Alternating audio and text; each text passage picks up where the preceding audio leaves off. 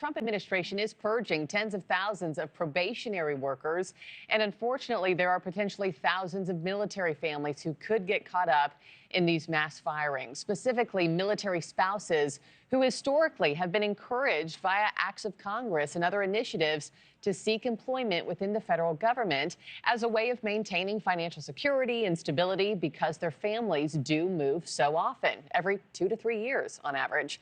Now, typically following a move, military wives or husbands can simply transfer to other positions within the government, which means they technically end up being only 1 or 2 years into a job, on paper anyway, but thus probationary.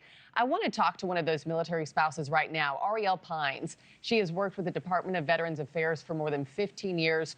No break in service. She was fired earlier this month via email. Arielle, thank you so much for being here. A pleasure to have you on the show, but I wish under different circumstances. Yes, ma'am. Thank you for having me. So 15 years at the VA, which, by the way, 2 years of exceptional performance reviews. So you're dispelling this misconception that everybody who's getting fired are new kids on the block or bad at their jobs. I mean, this must be surreal for you and your family right now. Yes, ma'am. There is a huge misconception. And even on the VA website, it states that probationary employees that were terminated have 1 to 2 years of service only. And, that's just simply not true. There's 5 of us on our team that transferred from other departments within HR that were also let go due to being in probationary periods due to a special hiring authority. Certain hiring authorities can be you are hired because you have veteran preference, you are hired under a disability, or you are hired because you are a military spouse.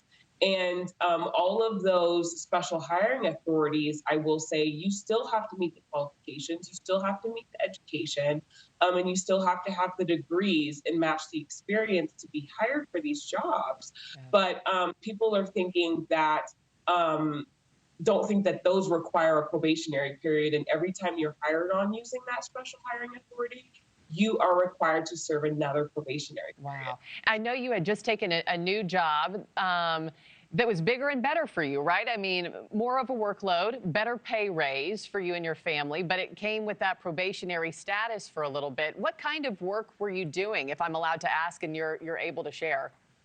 Yes, absolutely. So I moved over. I was in a part of HR called Manpower, which was tracking the FTEs and making sure that facilities had all of the staffing needs that they needed to serve our veterans. And then I moved over to information systems, and that basically is ensuring facilities are able to track metrics and goals for adequate care. So we were building dashboards in Power BI. We dealt leaf sites so processes can be improved and they can be tracked.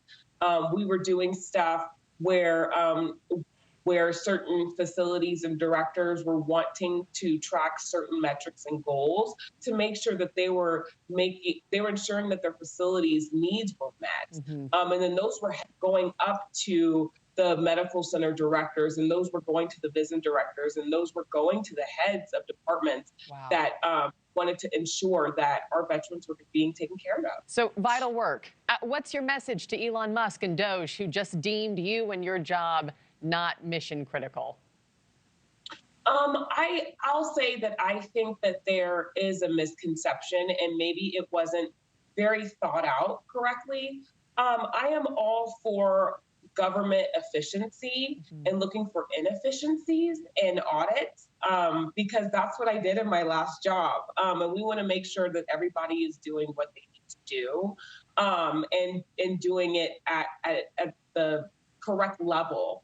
But my issue is that I don't think that they thought through probationary employees really well, and knowing that there are these special hiring authorities, especially for veterans and for military spouses, that were put on probationary periods, and they didn't look at our service computation dates.